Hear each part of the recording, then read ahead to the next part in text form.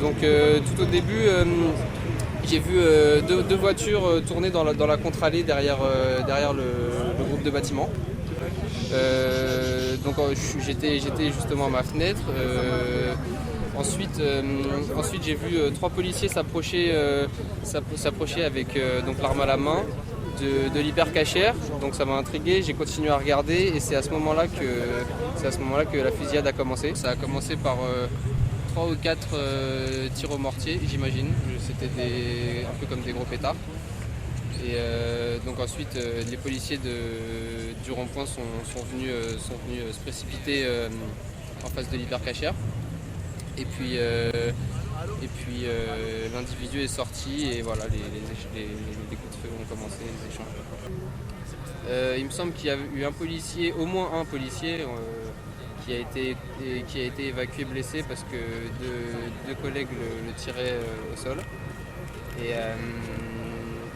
Et pour le reste, je ne sais pas s'il y a eu de véritables blessés ou si c'était plus de l'affolement qu'autre chose. Allez, maintenant vous allez sur le trottoir.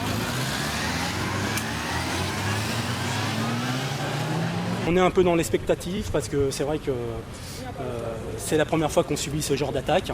On va en tirer des leçons, on espère que ça s'arrête bien évidemment, mais on va être très très vigilant dans les jours, les semaines qui viennent. Quand on a des otages, vous imaginez bien, on ne joue pas avec la vie des otages.